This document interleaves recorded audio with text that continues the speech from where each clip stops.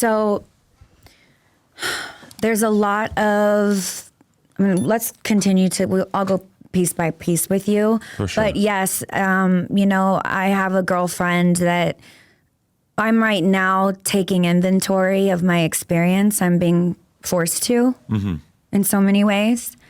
And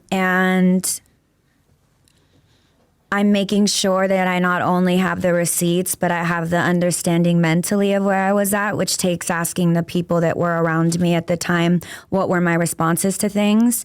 And I'm finding out so many times, even very early on, where Diddy was making comments like, oh, now you're f***able, like you look right, I could fuck you now. And things like that. I don't even remember. Really? And I asked my girlfriend when she recalled that, my girlfriend who is a therapist for UCLA and has nothing to do with the entertainment industry and wants no part in it. She said she remembers when he said that to me. And then I said, what did I do? And she said, you kind of looked at me and said, he finally thinks I'm pretty. That was what I thought in that moment. Now, I don't recall that, but she recalled it very clearly. And I think that it's just so telling for what a woman goes through in a systemic problem. Specifically right now we're discussing urban music, but it's happening across the board in music. But it's a systemic problem that, like, you meet the person that can make your dreams come true. It's very much, it's grooming. It's very much like what the military does. They break you down to make you what they need you to be. An abuser will never abuse you on day one. They push you a little bit. They talk to you a little rougher. Then they grab your arm a couple times. They get a little more forceful. They nudge you. They poke at you. And then they get into your head that you're problematic. You're a problem. And you need somebody that's real, that will tell you like it is and get you in line. And when you find that person, that's when you'll know you're really cared about and really loved. And when you are so young and you have a child, when you are so young, you see how quickly kids pick things up and how quickly you start to understand the world. When you are at a young age and you're being groomed, and like I said, America grooms us. So there's all kinds of issues that were, instilled in all of us that we are not even aware of until you leave. But specifically in this setting, an abuser grooms you in that manner so that when they finally do violate you in a serious way, all of that to me is serious though, frankly. When grooming is serious, but when they violate you in a assault way, it's people like, I was told that you kind of took pause on Cassie's story because it's 11 years that she dealt with something that sounds so traumatic, I guess kind of were the words I was kind of told that your perspective was. Is that accurate? I think at least in the beginning, I was pretty skeptical of just what we could really, be sure of in regards to all this. I think like having heard so many people's stories, especially, what really made me feel confident in a lot of this stuff is listening to Gene Deal, his bodyguard. Yeah, I talked to him yesterday. Really? Yeah. Because he had a really astonishing quote. You should hear the one he's not saying. It's even crazier. Right. So he's got stuff in the tuck that he hasn't put out there? Everybody does. Really? Yeah. He had a line. Allegedly. And we're going super out of order here, but he had a line when he was talking about Danity Kane where he said that, this is the line,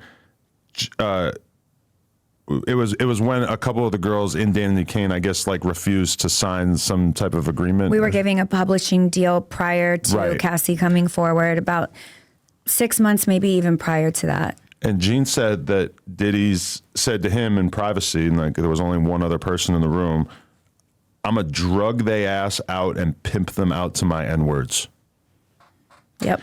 And Gene apparently was horrified and told, and he's quoting himself, but he said that he said that's somebody's child.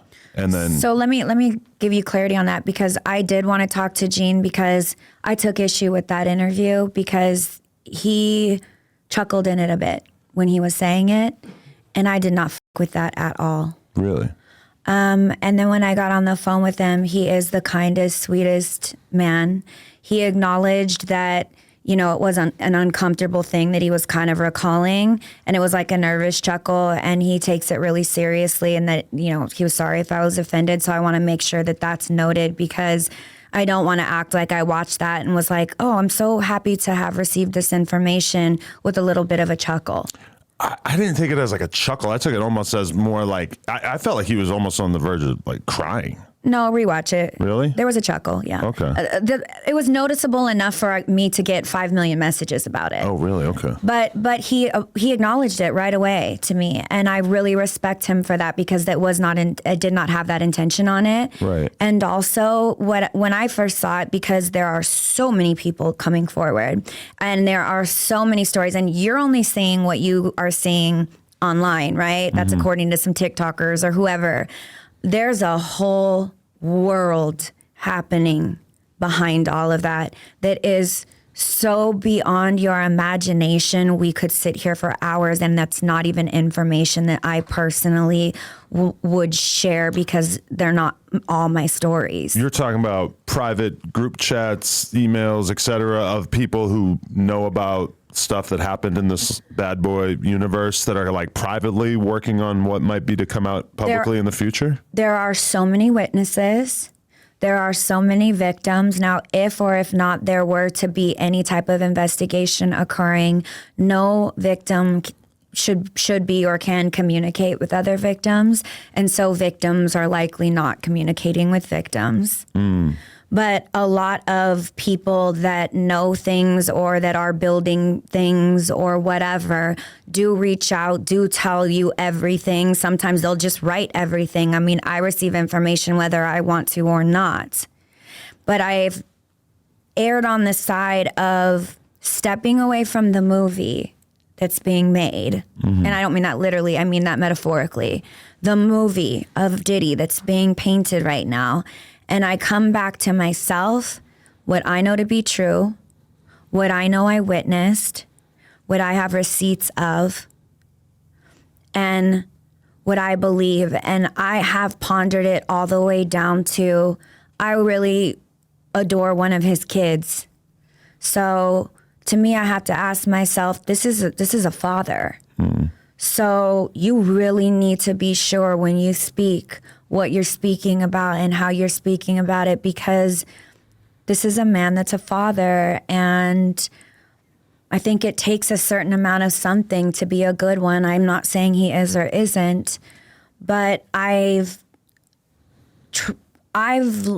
have enough information at this point that I asked Gene just bluntly, is this a sociopath, or is this somebody that can be redeemed? And I'm not talking about in business or to the world. I think it's a wrap for that. I mean, like, his soul, because I care for people's souls. And that was a man that at one point I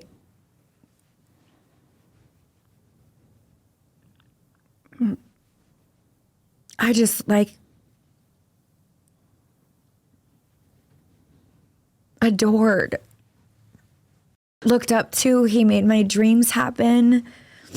You know, it's just somebody that like I just thought was all encompassing, like everybody saw him to be for so long. And a random girl in Palm Springs, a random white girl in Palm Springs. I might be the only random white bitch in Palm Springs that was bumping Pac and Biggie, but still a white girl from Palm Springs ends up coming and being like this lead in his 5-member band that did become, you know, double platinum international girl group that is like, you know, I still believe in the Guinness Book of World Records for having back-to-back #1 albums. I mean, these things are not like cute little, like I went million today on TikTok. These are real stats. This is real shit. This isn't bought, paid for. This isn't viral. This isn't streams. This is a day and age where everybody wanted to be in someone's MySpace top 8 and where you had to walk into a record store and buy a record. Right. People physically walked into a record store and bought Danity Kane's records And they are the ones that gave us 2 double platinum albums. At that time, $14.99, $17.99. I don't know what it was. Let's call it 16 times 4 million, if that's what it is. That's like $60+ million. I didn't see a penny of it. None of us did. Right. Because the label supposedly never recouped or whatever for all the costs associated with getting this thing off the ground. Do you buy that at all? Well, considering that MTV and Viacom were attached to the beginning of this picture, they were paying for the studio space, the producers. They were taking on most of the costs. They were even paying for Diddy's demanded helicopter specific type of like really expensive jet that he would walk off of when he'd arrive to set, allegedly. So the people footing the bill, and I'm sure they made a lot of money off of us as well. We were paid, I think, in the beginning, like $4,000. I make 6 figures on a television show nowadays, and I won't take anything under that. You know how hard I had to work to get to that number when starting out at 4K, which you know is ridiculous.